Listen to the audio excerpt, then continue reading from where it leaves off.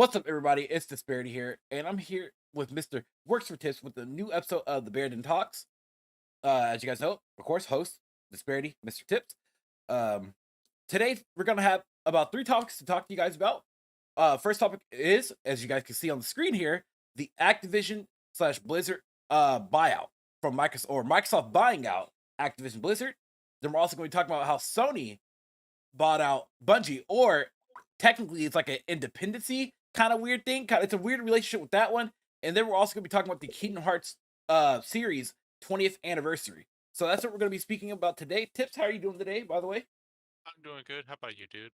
I'm doing pretty good, doing pretty good. Thank you for asking. So first and foremost, as of January 18th, 2022, Microsoft had bought out Activision Blizzard for literally, looks like from reading here, about $95 a share, which came up to be, I think, rounding up near 69 billion or close to 70 billion dollars.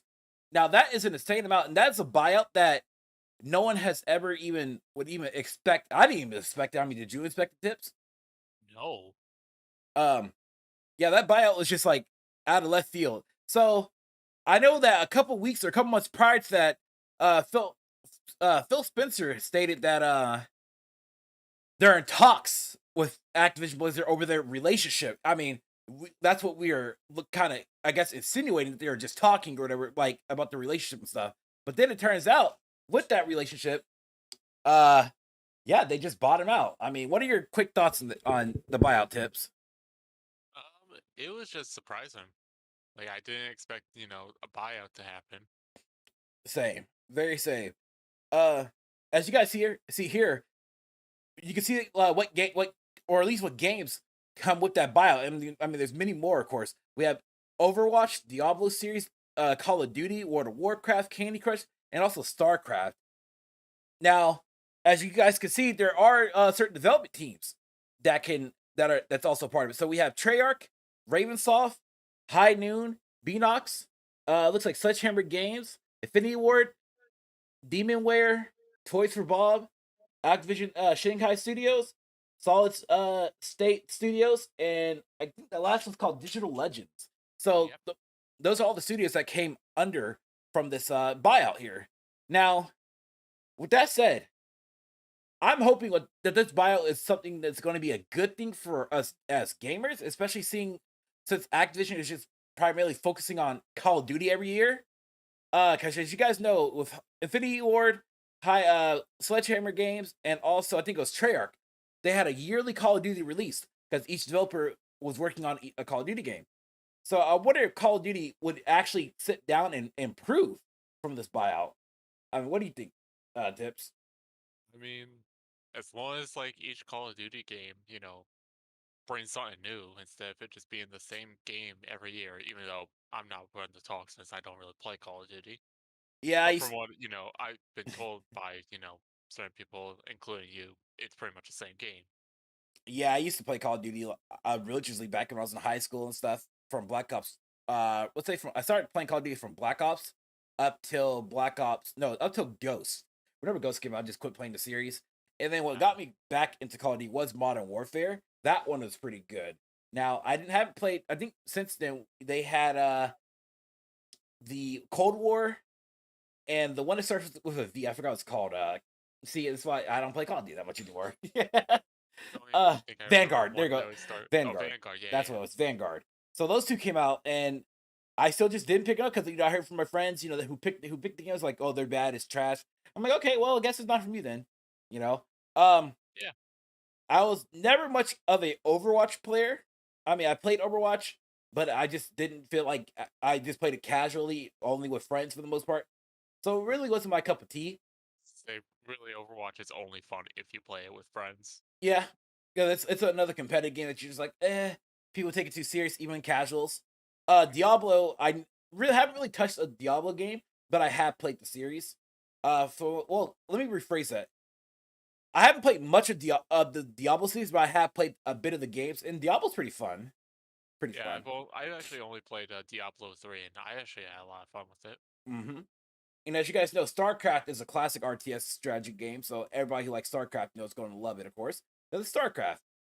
Uh, Now, as you guys see at the bottom there, again, Toys for Bob. and also Visceral. Was it Visceral part of that group as well? No, it was Beanox. I'm sorry, it was Beanox.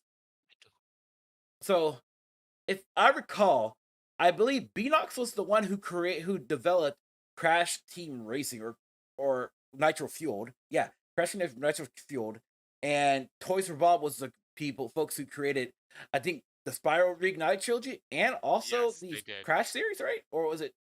I don't. I think they did the Spyro trilogy and Crash 4. Yeah, okay, yeah, they did the Crash 4. Then that means that I think Beanox did Crash the Insane trilogy, I think then. I mean that's what I believe. And so yeah, with that said there, like Activision basically shoved those developers onto Call of Duty. And I really hope that with this buyout here, that we can finally get back to like making some fun games with Crash and also with Spyro and stuff too. I mean, I would love to see a Spyro 4 development at some point of just like how Crash 4 got development.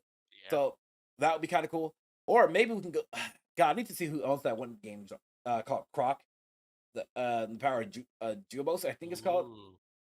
No, that game was fun, but even though the tank controls were horrendous, but fun game though, fun game. As I say, it depends on how you handle the tank controls. Yeah, that is very much true. Because So you could either think of it like just how it usually is, or it could possibly be like, for example, like Resident Evil 4's tank controls, where like, yes, it's there, but at the same time, it's not there yeah, because of the camera angle. yeah.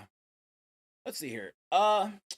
So with that buyout here, Bobby Kotick, who is the current CEO at Activision Blizzard, is apparently will be staying the CEO at Activision Blizzard during this transition. And as you guys know, under his leadership, Activision Blizzard went under some controversies regarding sexual harassment and stuff like that. And I wonder what Microsoft is going to do about it because it just seems like Microsoft just like, hey, we're going to give you guys a big payout and call it a day, and not really like fix it. So I wonder how that's going to be within the workforce there.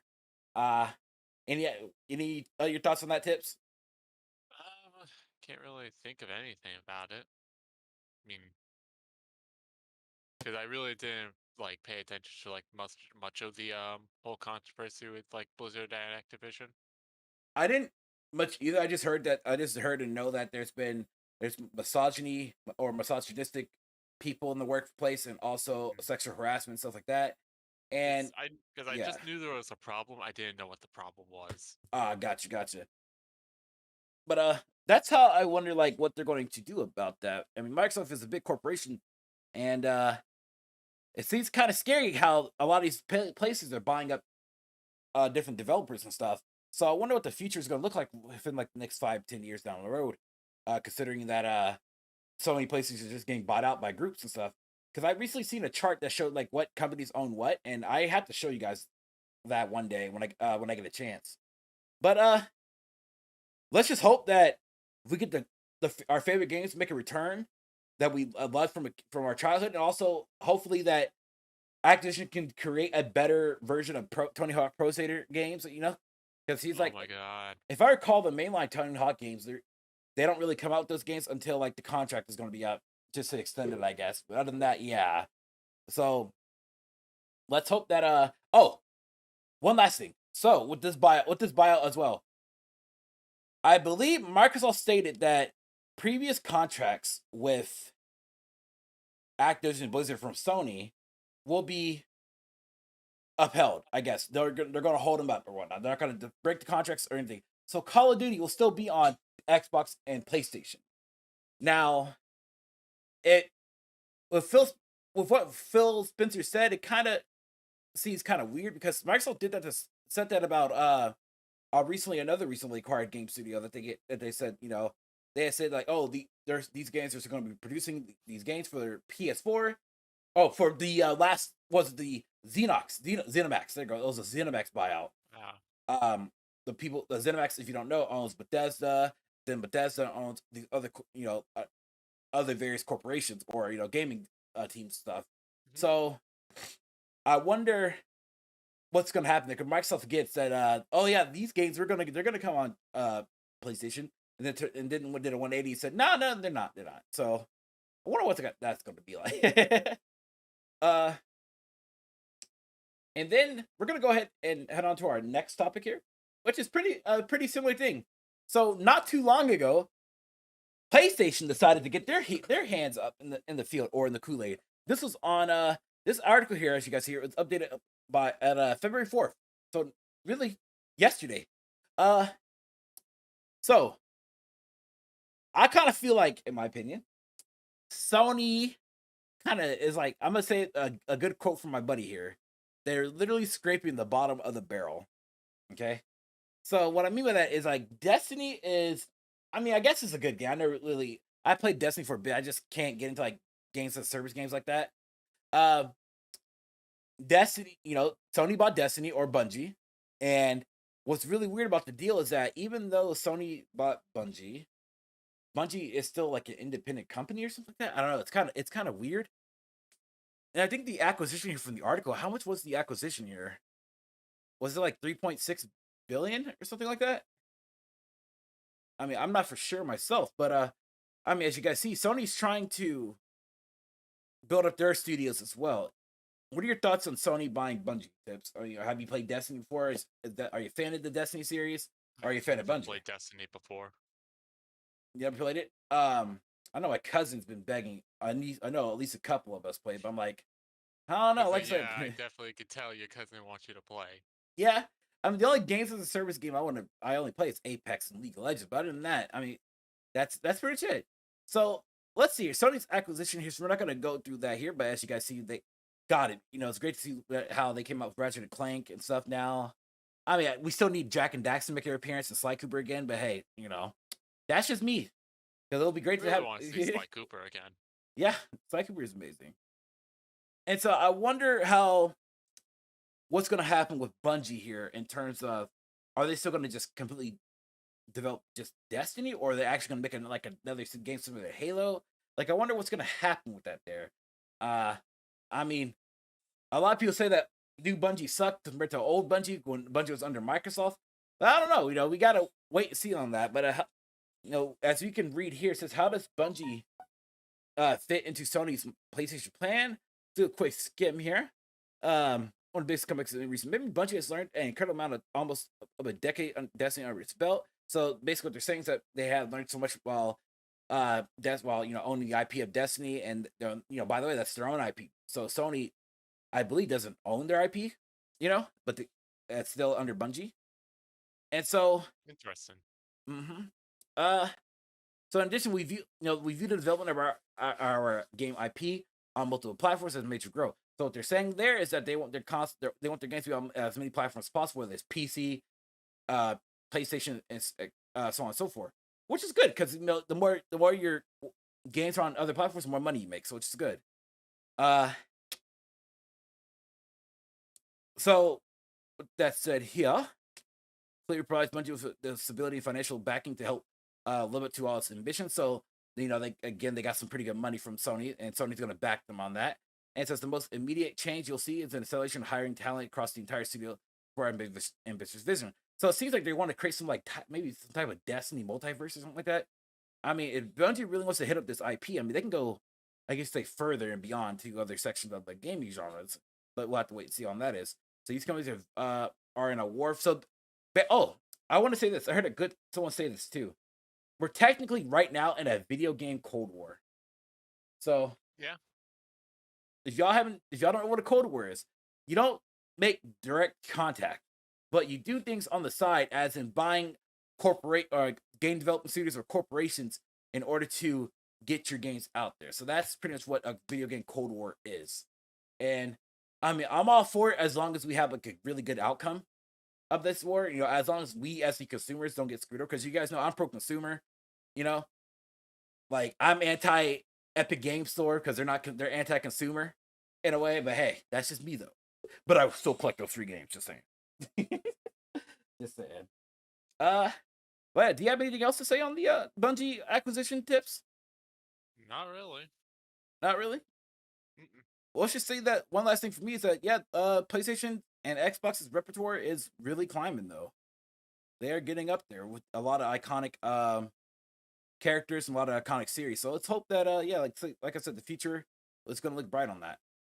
Now, we're going to move on to our last article here, and we're going to be talking about Square Enix. Well, Square Enix, they announced the Kingdom Hearts 20th anniversary for this year. So as you guys know, I am a huge Kingdom Hearts fan, and I want to say Tips is as well. Because Kingdom Hearts, yes, you see, I see there's a Keyblade right there that he wants to show off. As a Kingdom Hearts fan, it's always great for me to see like new games coming within the series. Because Kingdom Hearts is just an amazing, beautiful game series. Honestly, you can't hate It on really Kingdom Hearts. is. Yes, because the story, I will admit, the story can be kind of convoluted because there's so many things going on, but it's great though. It's great. I just wish that Kingdom Hearts 3 was a bit better in terms of like storyline and more just in par with Kingdom Hearts 2, but that it's okay though. It's okay. So as you guys see in an article here, the 20th anniversary is going to happen on April 10th, 2022 in Tokyo, Japan. They're gonna have a mini concert, a live Q&A, with chat with the development and some sort of exhibition. Square Enix confirmed that the show will not be live streamed, but a video will come out after the fact. It's hard to say that if any big announcements at the event, but many are hoping for Kingdom Hearts 4, mainly since it appeared on GeForce's new leak. So, if you guys know, a list came out, I think last year with NVIDIA GeForce's leak of like what games are coming to the PC or in general, or what games are coming out. And on that list was Kingdom Hearts 4 and Monster Hunter Rise for PC and a lot of other games. So the leak was pretty cool, in my opinion. Then it says on April 10th, we're hosting a Kingdom Hearts 20 again. They're hosting it in Tokyo. We'll kick it off with celebrations on. Well, hold on, I read this partly. It's a rewrite. It looks like it's definitely a rewrite. So as you guys know, the last major thing that happened like in the Kingdom Hearts verse was that Sora coming to Smash Bros. So as you guys know, having Sora in Smash Brothers is fucking amazing because I love my boy Sora and he plays quite well, even though he takes some time to get into or to get used to. The ultimate crossover character and pretty much the ultimate crossover fighting game. Yeah. And so do you have any thing to say on that with like Sora coming to Smash and the Kingdom Hearts 3 24th anniversary tips? Well, Sora coming to Smash, obviously, had a lot of people hyped. I was one that was hyped. I'm pretty sure I've already said this in like one of our earlier episodes. I was gonna main him when he came out. I said that literally when, Joker was coming out. And as for the 20th anniversary, it's just amazing that this series has been going for over 20 years. And not only that, it still has, an amazing following. Yeah. Yeah, and people tried to hate on it too. People really, really tried to hate on it. And with that following, I'll always defend it. I mean, I bought Kingdom Hearts so many times, I just can't like not buy it. Now, I haven't bought the PC versions yet because I'm waiting on them to get off the Epic Game Store and come on Steam or GOG or something else because by the way, 1 more month. Yeah, one more. Hopefully, yes. Well, hopefully one more month because it came out last year on PC. So hopefully this whole exclusivity deal was like a year, and if it wasn't just a year, then Kingdom Hearts next month. Woo! Yeah, that should be the like it comes to Steam. So I'd be very mad if it actually stayed on Epic. So they did say as in this last article this year, the company is releasing a few RPG games that might tide you over until the hypothetical 4th entry. So it means that they're releasing certain RPG games to kind of hold us over. But knowing Kingdom Hearts, at least the series release, is going to take them like at least, in my opinion, another 2 or 3 years before you can see another Kingdom Hearts game. And maybe by then, hopefully it doesn't take them as long as it did with 3, where it felt like it was 7 years in development. Well, what was interesting with 3 is that it was supposed to come on. It was going to come out on the PS3, but then they scrapped it to work on a new engine. And then they re-scrapped it again because that new engine, I think it was like the Luminous engine that Square Enix uses or something like that. And then they showed it off in 2013, I think E3 2013 or 2012. It was hyped. And then, I guess they changed I feel like they restarted it again probably. I don't know. Probably Disney was like, yo, this is what we envisioned for Frozen, rechange it. I don't know. But that's just me though, Kingdom Hearts. Oh my god. Great game series. Disney, I hope they just don't meddle their hands. They just don't meddle themselves into it again. If they just did not like play a big part with 3, it probably would have been like really just as good as Kingdom Hearts 2. Yeah, I will say this in terms of combat. Yeah, Kingdom Hearts 2 is still the. I mean, like Kingdom Hearts 2 is the best. Kingdom Hearts 2 was great, but the another thing that made Kingdom Hearts 2 kind of suckish was the summoning. The summons are kind of weak, but also the whole roller coaster aspect thing, amusement park thing. That's kind of like, yeah, you With shouldn't. the attractions. Yeah, that was just really weird to like throw into the game. I mean, I don't know. I think that was probably Disney was like, yo, we need to sell our attractions for Disney World. It's like, I don't know. That's just me. We need to promote Disneyland, Disney World. Yeah, pretty much. Pretty much. Like, you know, this is the Kingdom Hearts anymore. It's just Disney. Pretty much. Yeah. Yeah. So with that said here, we just want to throw up these topics here today to get you guys thinking what's gonna happen next. Sorry this one took so long because certain people were sick and we had to get together and wait it out and next episode won't probably take us too long. It might be a solo one or it might be another duo. I'll let you guys know. But yeah, thank you, Tips, for joining me in this podcast here. Appreciate it as always. No problem. Again, you should see the next one. Hopefully, for the next 2 to 3 weeks. So keep that in mind, y'all. But thank y'all for tuning into the Bear Den Talks.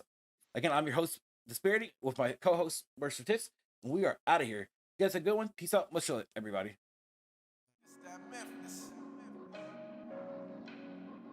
If you guys enjoyed this video, please leave a like and also hit the bell notification down below. Thanks for watching.